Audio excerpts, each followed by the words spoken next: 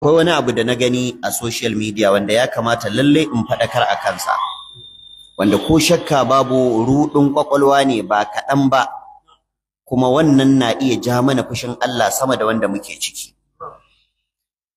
Naga wasu daga cikin mutane suna rubuta tunda insecurity ya zo Kano ya ƙare, an gama. Wannan kuskure ne ba kaɗan ba, ba a yi wa Allah haka. Annabi da sahabbansa a yakin Hunainu, ku ga dai manzo Allah sallallahu alaihi wasallama yana cikin al'umma, amma da al'ummar ta yi alfahari ta bugi kirji za ta iya, sai Allah ya watsar da ita. Hadda annabin Allah ya bari aka ɗanɗana musu kuɗa, sannan daga baya da suka dawo sannan Allah ya gaya musu dalili. Walaqad nasarakumullahu fi mawatin kathira wa yawma hunainin idza a'jabatkum kasratukum falan tughni ankum shay'a وضاقت عليكم الأرض بما رهبت ثم وليتم مدبرين ثم أنزل الله سكينته على رسوله وعلى المؤمنين وأنزل جنودا لم تروها وجعل كلمة الذين كفروا السفلى وكلمة الله هي العليا والله عزيز حكيم. الله يتي ولقد نصركم الله حقيقة الله ياتي مكيكو في مواطن كثيرة أوجاجي ديوا أبدر أهدو أئناني دي الله ياتي مكيكو سيتي ويوم هنين هر أرانا هنين ما amma fa a Hunainu iz a'jabatkum kathratukum, ku tuna yayin da yawan ku ya fara burge ku, kuka fara jin cewa a Badar ma mun yi nasara, alhalin ba mu da yawa, bare yau a Hunainu mun fi kafirai yawa, muna da dawakai, muna da kaza. Ka rinka jin cewa wai wata musiba in ta zo Kano ta kare. Kano garin annabi ce, an haifi annabi a Kano ne? Da Kano da Makka wacce ta fi a wajen Allah? Ba haɗi. Makka mahaifar manzo Allah ce, amma an shiga an yi raga-raga da mutane a Makka.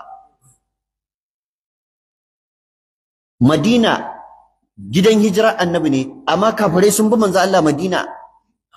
A Uhudu annabin kansa sai da aka cire masa haƙori, aka fasa masa kai. To ko duk musibar da za ta je ta taba annabi a wajen duk mai imani ai ba karamin musiba bace. In kana da imani a yau da abin da ya samu annabi a Uhudu, wanda a ce an shafa Kano gaba daya. Domin ba wani jini da zai daga a Kano wanda ya kai daraja da kima, ai abun ma ba misaltawa. To amma me yasa Allah yake waɗannan abubuwa? Na farko dan ya nuna mana shi fa shine Allah, yana abin da ya ga dama. Inna rabbaka fa'alul lima yurid. Da haka mu shiga taitayin mu. Na biyu dan mu sani cewa shi Allah ba a yi masa alwashi, ba a cika masa baki. To da haka mutanen Kano mai hattara, wannan rudin da ake gaya mana a ce ai kakanni sun yi addu'a, ba ma musun addu'ar kakanni, amma fa inna rabbaka fa'alul lima yuridu. Allah yana abin da ya ga dama. Manzo Allah ya fi kowa addu'a, addu'arsa ta fi ta kowa garanti, amma da sahabbansa suka yi fariya sai da Allah ya nuna musu ba a yi masa fariya. Da haka mu daina fariya, mu roki Allah ya ba mu zaman lafiya, mu roki Allah ya taimaki shugabanninmu su gano bakin zaren, kuma ya ba su ƙarfin hali na yin abin da ya kamata. Mu yi wa jami'an tsaron mu addu'a, muna bacci idan su baya bacci. Allah kadai ya san abubuwan da ake mu ba mu sani ba. To irin waɗannan bayin Allah mai musu addu'a, amma kullun cikin zagin jami'an tsaro kake, zagin 'yan sanda, zagin kaza. To ka zage wanda za su tare garin, ya za a yi garin ya tsaro? Ba zai tsaro ba. To sannan uwa ubar tsaro shine mu sasanta da Allah. Wallahi ina faɗa ina nanatawa, idan ko yanzu ina tahowa nan na buɗe fejin 'yan hakika, idan kaga yadda ake zagin Allah kuma ka ce wai al'umman nan za ta zauna lafiya, wallahi ba mu shirya zaman lafiya ba. Muna gaya wa hukumomi kar ku ɗauka dan mu 'yan izala ne, wallahi ka'idar haka take. Ubangiji ya ce a ce kaɗai Allah yana da ɗa, ya ci sama da ƙasa ta rushe. takadu samawati yatafattarna wa tanshaqqu al-ardu wa takhiru al-jibalu hadda an da'u lir-rahmani walada. Amma wallahi jiya har yanzu na san abin yana nan a pejin su TikTok da sauransu, wata yarinya ta kama hoton wani shehu ta shafa, ta ce ga Allah a takarda, Allah a takarda. To wannan magana ana faɗan ninkin ba ninkinta. Yara sun zama 'yan ƙwaya, sun zama 'yan shaye-shaye saboda ana nuna musu komai daidai ne.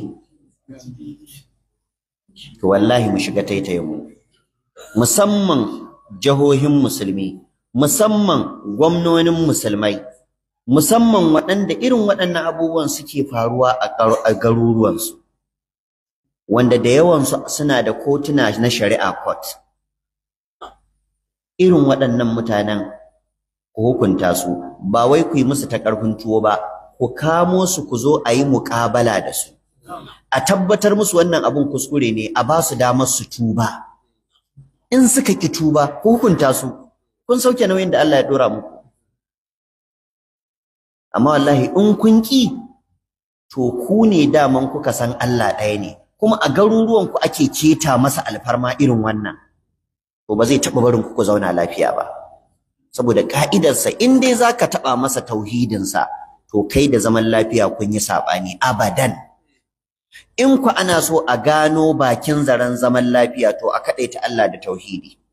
Wa'adallahu alladhina amanu minkum وعملوا الصالحات ليستخلفنهم في الأرض كما استخلف الذين من قبلهم وليمكنن لهم دينهم الذي ارتضى لهم وليبدلنهم من بعد خوفهم أمنا سيتي يعبدونني لا يشركون بي شيئا.